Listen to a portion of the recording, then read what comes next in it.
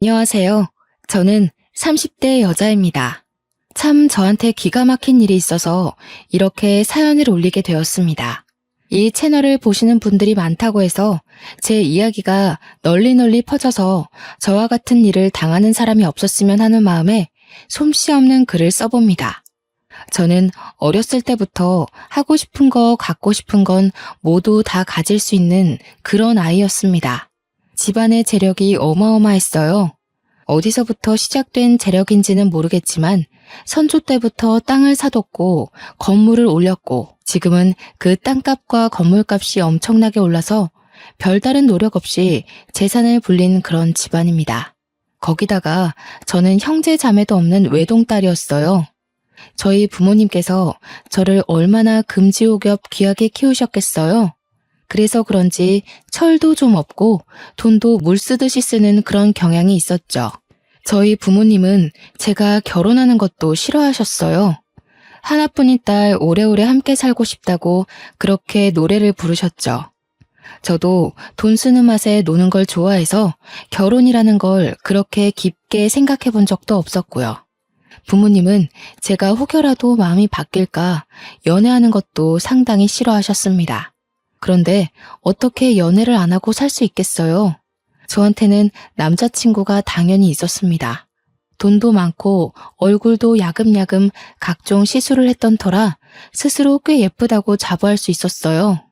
비싼 돈 주고 헬스장에서 개인 트레이너를 붙여서 운동도 했고 매일같이 다이어트 식단으로 식사를 채웠습니다. 자기 관리를 잘하는 여자인 셈이죠. 제 남자친구는 저의 절친의 오빠였습니다. 얼마나 절친이냐면 서로 서랍에 속옷이 몇 개가 있는지 알아맞힐 수 있을 정도로 절친이었어요. 철없이 놀러 다니는 데만 힘을 쏟는 저와 달리 똑부러지고 공부도 잘했던 친구였기에 저희 부모님도 엄청 좋아하셨고요. 제 절친의 말이라면 썩은 땅이라도 믿고 사실 분들이었죠. 처음 절친의 오빠와 사귀게 된 계기는 별것 없었습니다. 그냥 오빠가 저를 마음에 든다고 했고 당시 남자친구와 헤어졌던 터라 한번 만나나 보자 하는 마음에 소개를 받았고요. 근데 생각보다 너무 잘생긴 거예요. 아직 나이가 어리니까 얼굴이 전부 아니겠어요? 거기다가 저에게 엄청 자상하게 대해주는데 저도 모르게 마음을 홀랑 빼앗기고 말았습니다. 거기다가 친구와 오빠 사이도 상당히 좋아 보였습니다. 원래 남매라는 게 서로 물어뜯는 재미로 산다고 하던데 이 남매들은 서로를 못 챙겨서 안달이 난 것 같이 굴었거든요. 아무튼 저는 한 남자친구를 6개월 이상 만나본 적이 없었는데 오빠랑은 벌써 2년 가까이 사귀고 있었던 시점이었어요. 친구네 집은 솔직히 잘 사는 축에 끼지도 못하는 집이었습니다. 그냥 평범함에서 조금 덜 사는 수준? 아버지께서 평범한 회사원이시고 어머니는 가정주부이신 그런 집이요. 학자금 대출을 갚느라 힘들어하는 친구에게 제가 몇 번이나 대출금을 갚아주겠다고 했지만 친구 자존심에 그건 싫었나 봐요. 딱 잘라 거절하기에 저는 대신 맛있고 비싼 밥이나 사주고 말았죠. 친구는 학원을 다니면서 하루 종일 공부했지만 저는 비싼 과외를 받고 추천서를 돈 주고 사서 대학을 가고 뭐 그 정도 차이는 있었습니다. 저는 근데 이 차이를 친구가 자격지심으로 받아들이지 않고 너와 나는 수준 차이가 나는 거다 하고 솔직하게 인정을 해줘서 오랜 시간 친구로 지낼 수 있는 것 같았어요. 제가 너무 제 자랑을 많이 했죠? 이제부터 이야기를 본격적으로 시작해 보도록 하겠습니다. 친구가 대학을 졸업하고 취업 준비를 할 무렵 친구네 아버지께서 갑자기 일을 그만두셨다고 했어요. 그래서 친구네 집 수입이 갑자기 사라졌습니다. 친구는 대기고 살 길이 막막하니 대기업 취업 준비를 그만두고 당장 들어갈 수 있는 중소기업에 취직을 했습니다. 월급 차이가 대기업과는 꽤 났지만 일단 일을 하면서 재취업 준비를 하겠다고 하더라고요. 그쯤에서 친구 오빠랑 저랑 소개팅을 했고 사귀게 되었고요. 친구 오빠는 몇 년을 공무원 준비를 한다고 시험 공부를 하고 있던 상황이었습니다. 저는 그런 오빠의 뒷바라지를 나름 열심히 하고 있었어요. 시험 공부에 필요한 인터넷 강의도 결제해주고 문제집이나 교재 같은 것도 제 카드로 샀고요. 오빠가 공부하느라 외적인 것에 신경을 못 쓰는 것 같아서 한 달에 한 번 제가 다니는 청담동 고급 미용실에 데려가 이발도 시키고요. 옷도 허름한 옷 입으면 인물이 안 살잖아요. 그래서 명품 같은 것도 팍팍 사주곤 했어요. 어차피 제 거 사는 김에 사는 거라 별로 아까운 마음은 안 들었고요. 그렇게 2년을 만나는 동안 오빠는 2번의 시험 탈락을 겪어야만 했죠. 저는 진지하게 그렇게 탈락만 할 거면 다른 걸 해봐라 했지만 오빠는 지금 생활이 좋다고 하더라고요. 뭐 아무래도 그럴 수밖에요. 친구가 벌어오는 돈으로 내 식구가 먹고 살면서 다른 필요한 것들은 제가 오빠를 위해 돈을 쓰고 있었으니까요. 데이트 비용도 단 한 번도 오빠에게 내라고 한 적도 없었습니다. 근데 저는 이 관계가 나쁘지 않았어요. 저를 위한 마음이 가득한 오빠를 보면 사랑을 듬뿍 받는 기분이 들었거든요. 어차피 지금 저희 집 재산은 제가 이렇게 펑펑 써도 티가 안 날 정도였습니다. 아무튼 그렇게 2년을 만나다 보니 오빠네 집에서도 그렇고 오빠도 그렇고 결혼 이야기가 나오는 것 같더라고요.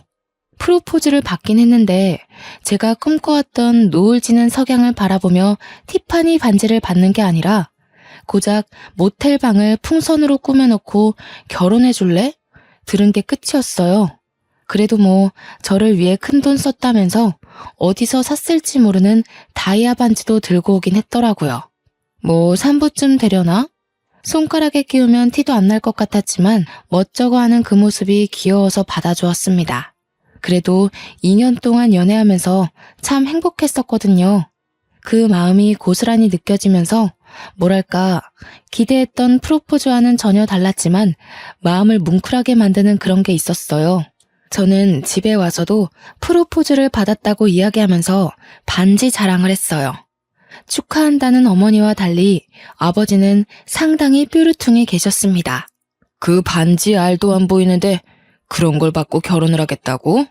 마음에 드는 반지야 다시 사면 되지?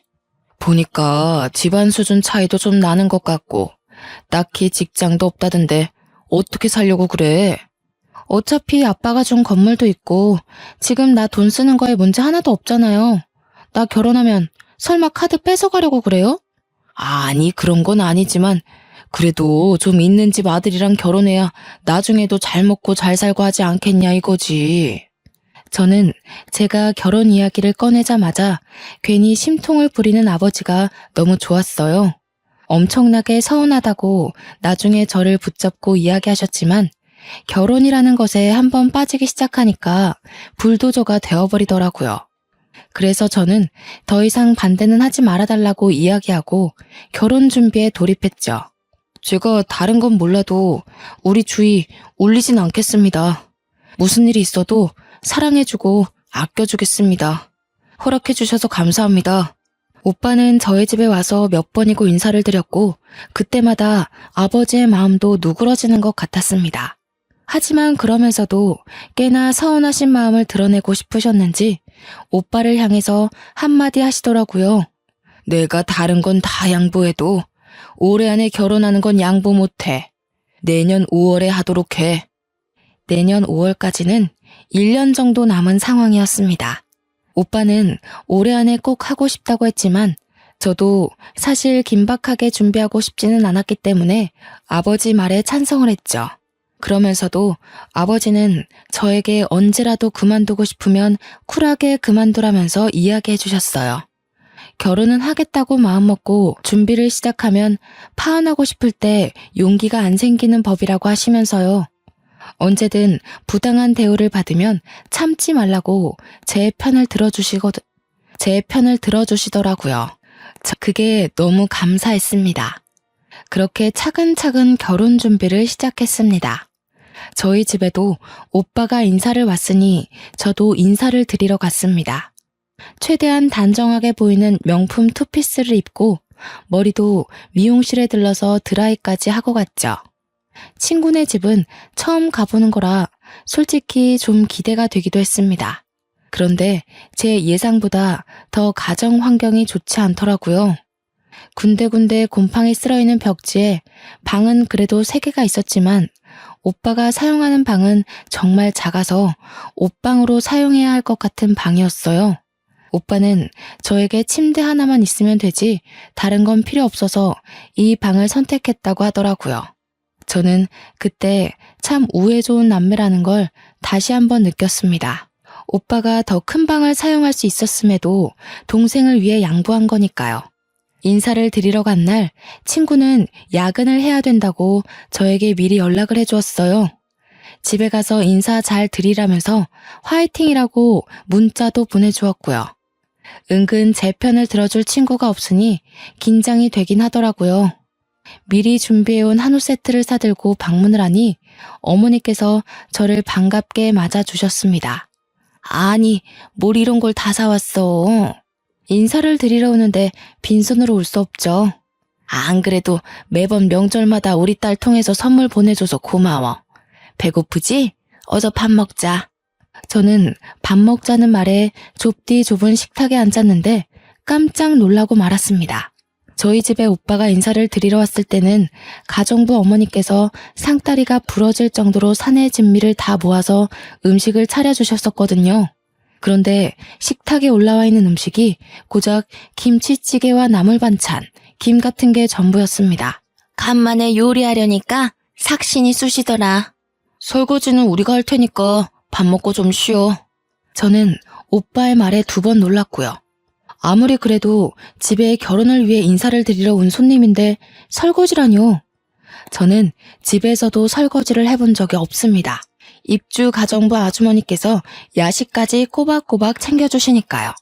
거기다가 일도 하지 않으시는 가정주부인데 김치찌개 끓이시고는 삭신이 쑤신다고 하시는 게 좀 이해가 가지 않았습니다. 근데 그렇다고 제가 이 자리를 박차고 나갈 수 있는 건 아니었으니까 조용히 밥을 먹었습니다. 그릇에 이도 나가고 생각보다 더 어려운 형편인가 싶어서 걱정이 되긴 했습니다만 티는 내지 않았어요. 식사를 마친 뒤 정말로 설거지를 하러 가는 오빠를 보면서 나도 도와야 하나 우물쭈물하고 있는데 아버님이 저에게 앉아서 쉬라고 하시더라고요. 저는 냉큼 거실 소파에 앉았습니다. 그러자 어머님께서 저에게 별로 곱지 않은 시선을 보내는 듯 했어요. 아이고, 우리 아들이 간만에 설거지하느라 고생하겠네.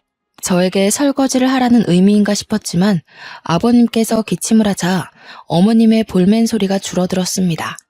갑자기 뭔가 생각난 듯 낡은 냉장고에서 과일을 꺼내오시더라고요. 그러더니 저에게 과도를 쥐어주시는 게 아니겠어요? 우리 며느리 과일 얼마나 예쁘게 깎나 한번 보자. 저는 과일도 제 손으로 깎아본 적이 없었기 때문에 너무나도 당황스러웠습니다. 그렇다고 여기서 과일을 깎아본 적이 없다고 과도를 어머니께 다시 쥐어드릴 수 있는 상황이 아니라서 조용히 사과를 깎아내었어요. 어머, 얘 과일 깎는 것 좀 봐. 이렇게 깎으면 뭐 먹을 게 있겠니? 아깝게 껍데기에 살이 다 붙었네. 아휴, 과일도 하나 못 깎아서 어떡해? 저에게 핀잔을 주문 어머님의 말에 제 얼굴은 홍당무가 되었죠. 거기서 당당하게 이런 거 해본 적이 없어서요 했어야 했는데 당시에는 그게 너무 되바라진 모습 같아 보일까봐 그러지 못했습니다. 아버님은 조용히 제가 깎은 사과를 드셨어요. 깎는데 시간이 너무 오래 걸려서 갈변된 사과를 드시면서도 괜찮다 하시더라고요. 어머님만 입술을 삐죽이셨죠. 설거지를 끝내고 온 오빠가 이런저런 이야기를 부모님과 나누고 저는 끼어들지도 못해서 조용히 과일을 집어먹었습니다. 그렇게 어색한 인사 자리가 끝나고 집으로 가려는데 오빠가 데려다 주겠다고 하더라고요. 저는 차가 있어서 차를 끌고 왔지만 오빠는 차가 없었거든요. 그리고 어차피 제가 운전해서 가면 되니까 굳이 그럴 필요가 없었는데 귀찮게 데려다 준다고 해서 됐다고 말하려는 순간이었어요. 예, 시간이 늦었는데 어딜 데려다 주고 온다는 거야? 늦은 시간에 혼자 가는 남의 딸은 별로 위험해 보이지 않으셨나 봐요. 나 어차피 차 가지고 왔으니까 혼자 가도 돼. 저 이만 가보겠습니다. 차가 있어? 어떤 차? 너네 집 꽤 차 산다고 했지? 갑자기 물어보는 시모의 말에 저는 꿀먹은 벙어리가 됐어요. 그렇게 면전에 대놓고 우리 집 잘 사냐고 물어볼 줄은 몰랐습니다. 친구랑도 오랜 시간 알아왔으니까 대충 들어서 알고 계실 줄 알았거든요. 아니, 내가 대충 듣긴 했는데 그래도 본인한테 듣는 게 더 정확하니까. 건물이 몇 채나 있다고 들었는데 맞지? 네. 저는 대충 대답하고는 그 자리를 도망치듯 빠져나왔습니다. 제 반응에 오빠가 좀 이상한 낌새를 느꼈는지 굳이 아파트 입구까지 따라 나와서는 사과를 했어요. 네가 너무 마음에 드셔서 질문을 좀 생각 없이 하신 것 같아. 벌써부터 가족같이 생각하시나 보다. 우리 자기 점수 많이 따서 좋겠네. 저는 오빠의 말에 조금 안심이 되었습니다. 가족같이 생각해서 그런 질문을 했다고 하면서 점수를 많이 딴 거라고 하니까요. 저는 오늘 즐거웠다고 인사를 하고는 집으로 돌아왔어요. 부모님께서 은근 궁금해하는 눈치셨지만 솔직히 말해봐야 흠만 될 것 같아서 잘 먹고 잘 쉬다 왔다고 둘러댔습니다. 이제 별 문제 없이 결혼 준비만 하면 되겠지 했던 제 생각은 아주 산산조각이 났습니다. 자꾸 시어머니 되실 분이 저에게 돈 가지고 훈수를 두기 시작한 거였어요. 예, 네가 이제 내 며느리가 될 거니까 솔직하게 한마디 해도 되겠니? 무슨 문제 있으세요? 아니, 너 지난번에 집에 올 때 입었던 옷, 그거 땡땡 명품 브랜드 옷 맞지? 그렇게 자꾸 사치 부리다가는 버는 족족 옷 사고 가방 사는데 다 나가지 않겠니? 우리 아들이 이제 공무원 되면 공무원 월급으로는 상상도 못할 건물들이잖아. 저는 제 카드를 사용해서 사는 물건들인데 저한테 왜 그런 말을 하는지 이해하지 못했습니다. 어차피 결혼해서도 물려받은 제 건물들에서 나오는 월세로 사고 싶은 거 사고 놀러 가고 싶으면 놀러 가고 그렇게 살 건데 말이죠. 나는 그런 가방이 하나도 없는데 며느리만 그렇게 좋은 거 들고 다니면 내 친구들이 뭐라고 하겠어. 며느리한테 대접도 하나 못 받는다. 그렇게 생각할 거 아니야? 안 그래? 결론은 저에게 명품 가방을 사달라는 이야기였어요. 저는 솔직히 못해줄 이유가 없긴 했죠. 하지만 말을 곱게 하지 않으니까 그럴 마음이 좀 사라지기는 했죠. 평소 같으면 친구에게 연락을 해서 이런저런 이야기를 할 텐데 본인 부모님 이야기니 함부로 할 수도 없고 저는 결국 오빠와 함께 시어머니께 드릴 가방을 사러 쇼핑을 갔습니다. 오빠는 자기 돈 아니라서 그런지 이것저것 비싼 가방들만 보더라고요. 저는 좋은 게 좋은 거라 생각하면서 시어머니께 드릴 가방과 스카프, 드릴 지갑과 벨트를 샀습니다. 제가 선물을 한 보따리 들고 시댁에 방문하자 정말 엄청나게 좋아하시더라고요. 어머, 얘 뭐 이런 걸 다 사왔어? 네가 나 기살려주려고 아주 작정을 했구나. 근데 여기 브랜드보다는 V 브랜드가 더 비싸지 않니? 저는 선물을 받아놓고도 약간 투정을 부리는 모습에 미간이 살짝 구겨졌습니다. 그런 저의 표정을 보고 오빠가 시어머니께 한 소리를 했어요. 가방 모델마다 가격은 다 달라요. 며느리가 시어머니께 점수 따려고 사온 건데 그렇게 표현해야겠어요? 아니 뭐 내가 뭘 어쨌다고. 아무튼 고맙다 얘. 안 그래도 할 이야기가 있었는데 잠깐 앉았다가 가라. 저에게 할 이야기가 있다고 하시면서 커피를 타주시더라고요. 믹스커피지만 워낙 달달한 걸 좋아하기 때문에 감사합니다 하고 받았습니다. 아니, 내가 지난번에 왜 건물 몇 채 있느냐고 물어봤었잖아. 거기 혹시 비어있는 자리도 없니? 아마 지금은 없을 거예요. 계약 기간이 6개월 정도 남은 자리는 있고요. 그래? 그럼 잘 됐다. 알다시피 우리 딸이 혼자 벌어다가 가족들 생계를 책임지고 있잖니. 하루 이틀 미안해야지 원. 그래서 말인데 나랑 바깥 양반이랑 가게라도 한번 해볼까 하는데 며느리 좋다는 게 뭐야. 자리 하나만 내줘. 건물에 임대를 달라는 말씀이시죠? 우리가 가진 게 별로 없어서 보증금도 못 주긴 하지만 그래도 노후 준비는 해야 되지 않겠니? 장사하면서 너네가 우리 용돈 주고 생활비 보태주고 하면 노후 준비는 충분할 것 같은데 아니면 아예 우리 노후 준비하라고 크게 한 방 싸줘도 되고. 저는 갑자기 저에게 노후 준비를 운운하며 돈을 달라는 식으로 말하는 시어머니의 행동이 이해가지 않았습니다. 솔직히 저도 부모님 잘 만난 덕에 돈 걱정 없이 살고 있긴 하지만 적어도 자식 둘 다 성인으로 키웠으면 노후 준비는 스스로 하셔야 하는 게 아닌가요? 자식도 아니고 며느리에게 당연하다는 듯 요구하는 게 그것도 아직 결혼을 한 사이도 아니고요. 그리고 내가 들어보니까 차도 여러 대 있다던데. 맞지? 저는 평소에 차를 참 좋아해서 마음에 드는 모델이 있으면 리스로라도 꼭 끌어보는 성격이었습니다. 그래서 지금 보유하고 있는 자동차가 3대 정도 있었고요. 네, 차 몇 대 있어요. 아니, 우리 차가 벌써 16년 가까이 된 경차거든. 15만 킬로 이상을 타다 보니까 글쎄 차가 너무 낡았지 뭐야. 끌고 나갔다가 사고가 날 수도 있고 우리가 사고 나면 자식들이 걱정이지 뭐. 그래서 말인데 우리도 새 차 하나 해주는 게 어때? 새 차를요? 응, 이왕이면 새 차가 좋지. 내가 봐둔 모델이 있거든. 핸드폰으로 전송해둘게. 저는 당황했어요. 솔직히 저한테 차를 바꿔달라고 할 줄은 몰랐거든요. 차가 한두 푼 하는 것도 아닌데 말이죠. 적어도 몇 천은 들 텐데 신혼집을 해주시는 것도 아니면서 저런 걸 요구하다니 좀 뻔뻔하다는 생각이 들었습니다. 안 그래도 차가 좀 오락가락 하길래 불안하긴 했는데 사고 나기 전에 바꾸는 게 현명하긴 하지. 오빠마저도 차를 바꿔달라는 식으로 이야기하길래 저는 마지못해 일단 알았다는 행동을 했습니다. 집에 와서 고민하다가 결국 제 차 중에 국산 세단 하나를 드리기로 마음을 먹었어요. 그 차도 제가 소중하게 생각하는 차였지만 지금 새 차를 계약하기에는 시간도 오래 걸릴 것 같았거든요. 명의는 바꾸지 않고 보험만 모든 사람이 운전할 수 있도록 바꾼 뒤 차를 가져다 드리니 시어머니께서 상당히 당황해 하시더라고요. 예, 지금 이 차 우리 타라고 준 거니? 네, 국산차 모델 중에서는 고가 세단이고 배기량도 좋고 관리하시기도 어렵진 않을 거예요.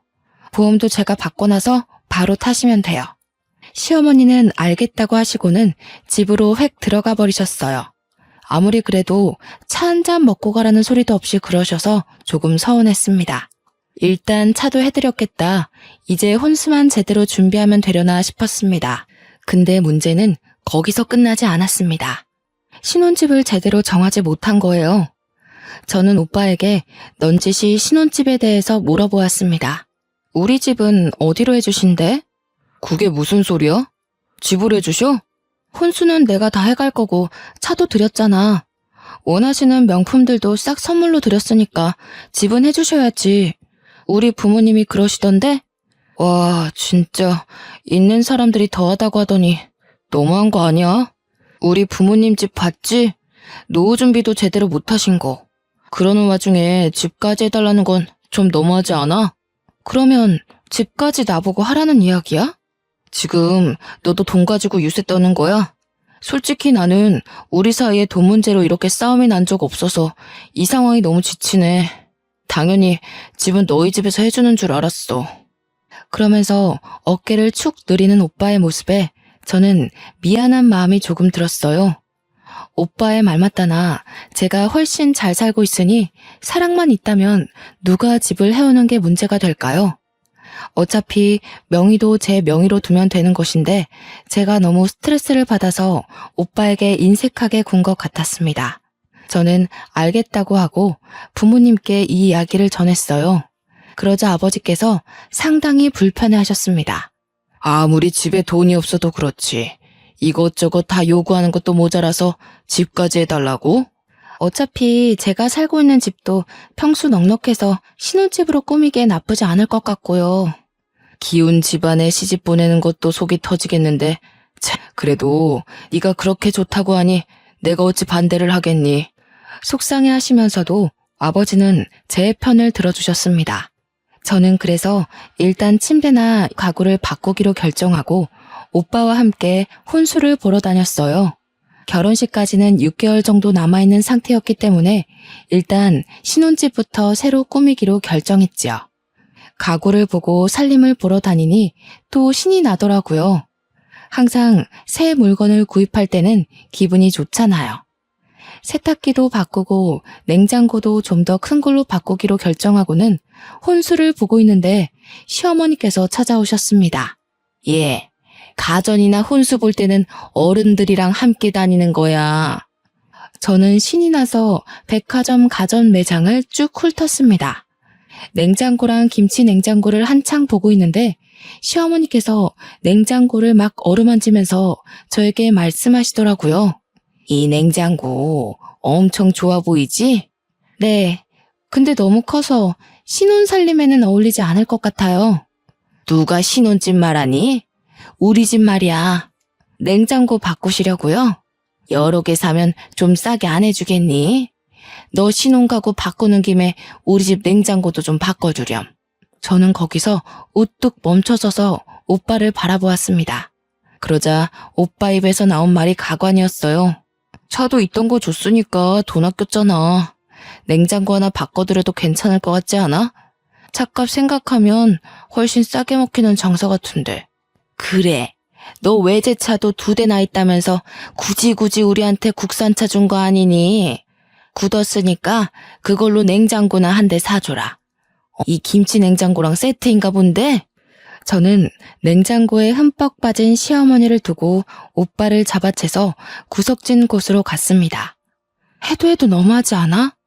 냉장고까지 사달라고 하는 건. 그리고 외제차 이야기는 왜 나오는 거야? 그거 유지할 수 있는 돈은 있고? 그 정도는 네가 좀 챙겨줄 수 있는 거잖아. 결혼도 코앞인데 그 공무원 시험 때려치고 취직할 생각이나 해. 저는 오빠에게 딱 잘라 이야기했고 더 이상 오빠는 냉장고를 사주라는 이야기를 하지 않았습니다. 저는 진짜 하다 이런 것까지 요구하는 시댁에 점점 질려가고 있었어요. 그날 이후 연락이 뜸했던 오빠는 갑자기 저에게 돈을 좀 빌려줄 수 있느냐고 물었습니다. 생활비가 모자라다는 이유였어요. 친구가 이번 달에 돈 나갈 일이 많아서 생활비를 적게 가져다 주었다는 것이었죠. 저는 제 친구가 진심으로 불쌍하게 느껴졌습니다. 그렇게 고생해서 돈을 벌어 집에서 한량처럼 놀고 있는 식구들에게 갖다 바쳐야 한다는 사실이요. 저는 오빠에게 제 카드를 한 장 주었습니다. 한도가 얼마였는지 기억도 안 나는 카드이지만 당장 생활비가 모자라다고 울먹이는데 어떻게 모른 척할 수 있겠어요? 그랬더니 글쎄 카드를 긁어도 너무 긁는 게 아니겠어요? 무슨 백화점에 뭘 샀고 하루 종일 카드 알림 문자가 도착했습니다. 저는 그 내역에서 또 한 번 깊은 빡침을 느꼈죠. 어머님께서 가지고 싶다던 냉장고를 결제한 내역이 떡하니 있는 게 아니겠어요? 오빠, 지금 내 카드로 냉장고를 산 거야? 지금 내 카드 내역 일일이 확인한 거야? 그게 왜 오빠 카드야, 내 카드지. 문자 알림 오는 거 몰라서 그래? 생활비가 모자라다더니 웬 냉장고를 긁어? 우리 집 냉장고가 많이 낡아서 고장이 났어. 급하게 사느라 어쩔 수 없이 네 카드 좀 썼어. 미안해. 그래도 카드 한도 자체가 제가 감당할 수 있는 정도라서 일단 넘어가줬습니다.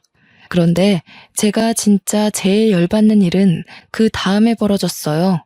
결혼식을 3개월 앞둔 시점 청첩장이 나왔고 저는 청첩장을 돌리러 다니기 시작했습니다.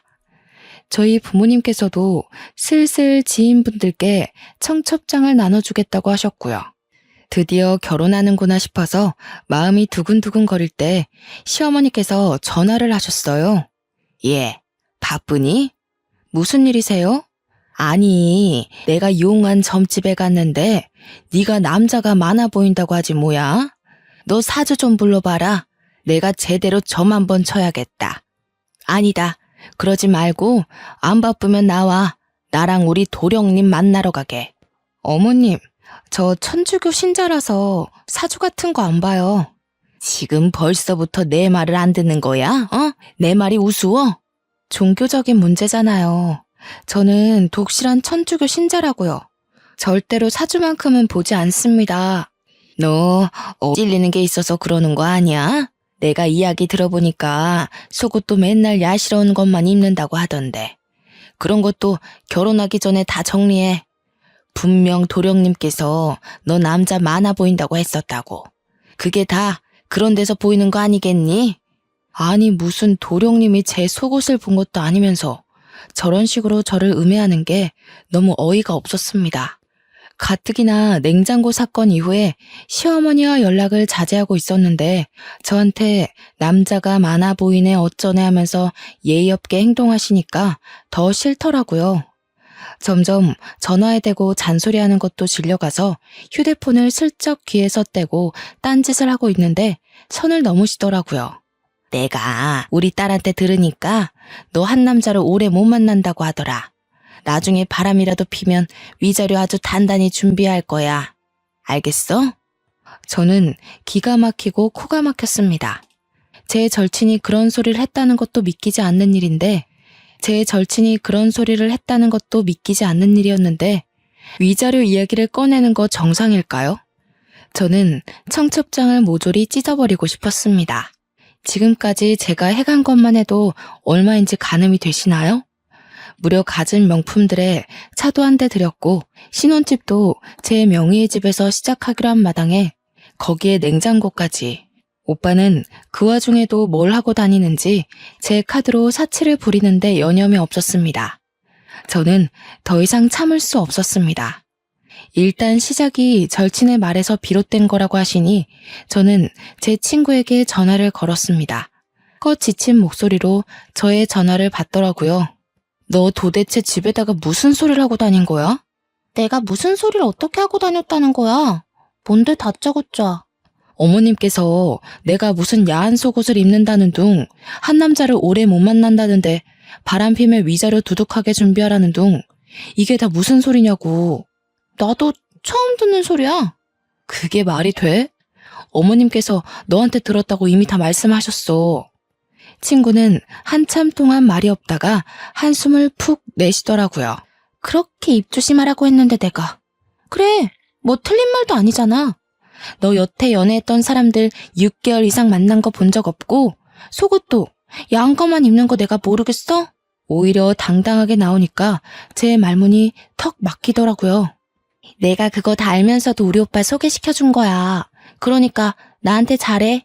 이제 나 너의 신우이인 거 잘 알지?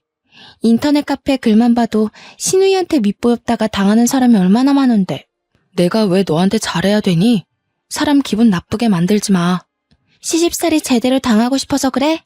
청첩장도 나온 마당에 이제 와서 파혼이라도 하게?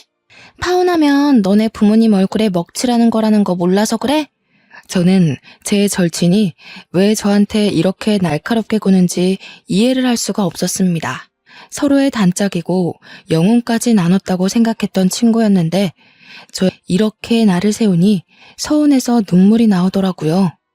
유일하게 제가 믿고 의지했던 자격지심 없던 친구였으니까요. 내가 너한테 무슨 실수라도 했어? 갑자기 왜 이래? 솔직히 너무 서운하다. 뭐가 서운해? 나는 네가 우리 집에 시집 오면 우리 부모님 좀 챙길 줄 알았어. 내가 못 챙긴 게 도대체 뭔데? 부담 주지 말라고 해서 신혼집도 혼수도 다 내가 내 돈으로 했어.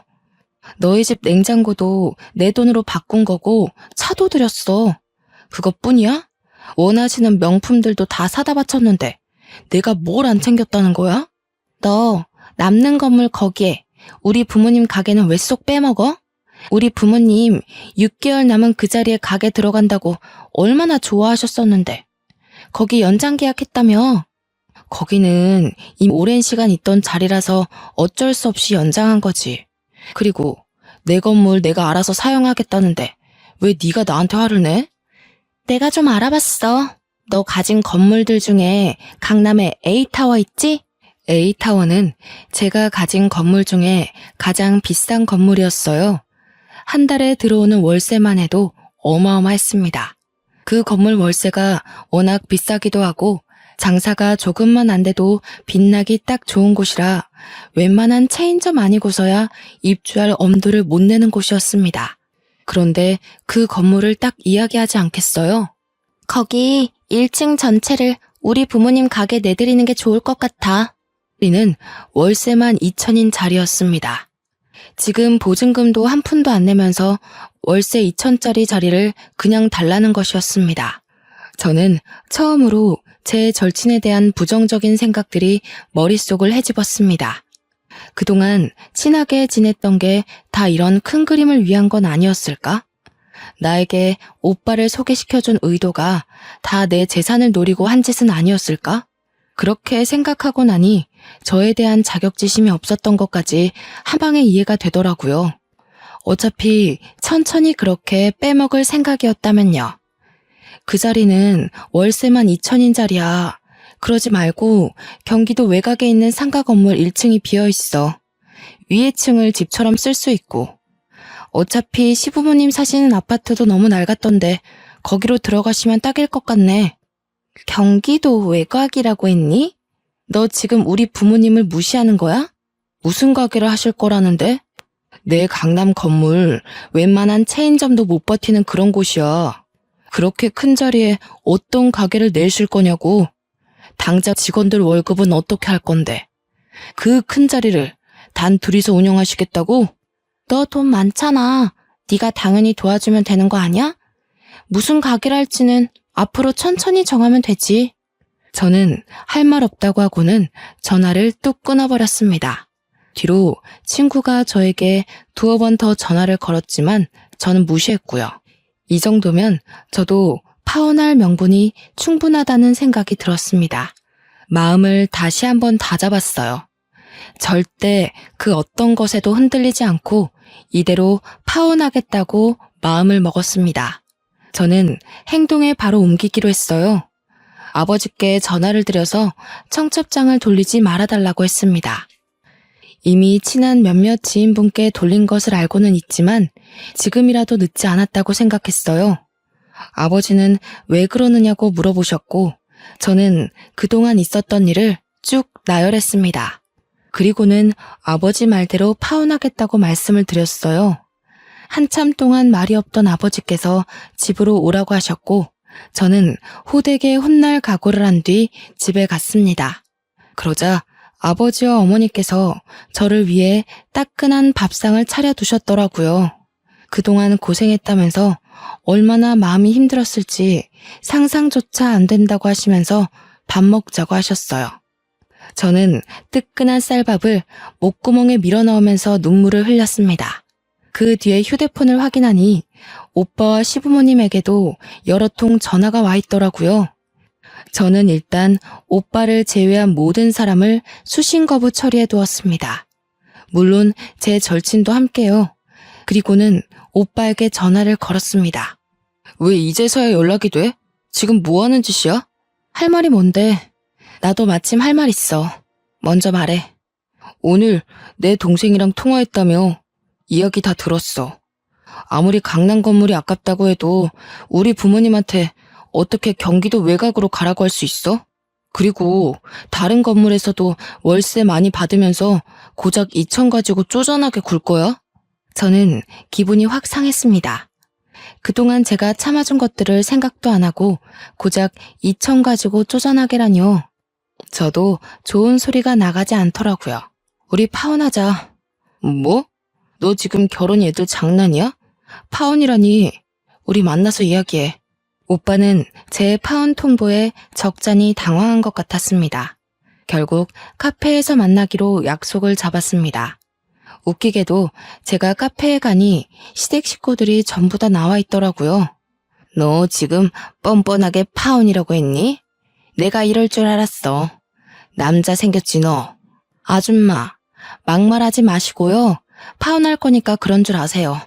일단 내가 준 차부터 내놓으시고 오빠는 내 카드 쓴 것도 내역 정리해서 줄 테니 입금해. 차 줘놓고 무슨 소리야. 너 때문에 우리 차 팔았던 건 생각 안 하고 차를 내놓으라고? 이대로는 파혼 못해. 위자료 내놔. 위자료? 너 지금 나한테 위자료를 내놓으라 했어? 지금 누가 누구한테 할 소리를 해. 그날은 도무지 서로 자기 할 말만 하느라 대화가 이루어지지 않았습니다. 저는 집에 돌아오자마자 아버지 지인 변호사를 통해서 제 카드를 쓴 내역을 모조리 정리해 소송을 걸기로 했어요. 그간 쓴 내역을 확인하니 무려 4천만 원이나 썼더라고요. 그리고 15만 킬로 주행한 경차를 중고로 구매했습니다. 거의 다 쓰러져가는 차라서 그런지 얼마 안 하더라고요. 제가 준 차는 바로 보험부터 바꿔버리고 대리기사에게 스페어키를 주고 집으로 가져달라고 했고요. 경차를 가져다 두었습니다. 제가 도무지 파혼에 대한 생각을 굽히지 않자 저에게 미안하다고 집 앞으로 찾아와 빌고 있는 오빠에게 경차 차키를 던져주었습니다. 저에게 치사한 거 아니냐고 하더라고요. 저는 대꾸하지 않고 다음날 변호사를 통해 내용 증명도 보냈고요. 당장 돈 때문에 발등에 불이 떨어진 오빠네 가족 모두 다 저희 집에 찾아와서 울고 불고 빌고 나중에는 소리 지르고 난리를 치더라고요. 저는 조용히 경찰을 불러서 해결했습니다. 아버지는 제게 아주 강단 있는 결정을 했다면서 칭찬해 주셨고요. 그날을 계기로 하나 배웠습니다. 사람은 급이 맞는 사람과 살아야 한다는 것을요. 비록 절친을 잃었지만 어차피 겉과 속이 다른 사람이었으니 큰 미련 두지 않기로 했습니다. 저는 제가 살던 집을 처분했고 지금 본가에 들어와 살고 있어요. 부모님과 행복하게 살다가 나중에 선봐서 급 맞는 사람과 결혼하려고 합니다. 제 이야기를 들어주셔서 너무나도 고맙습니다.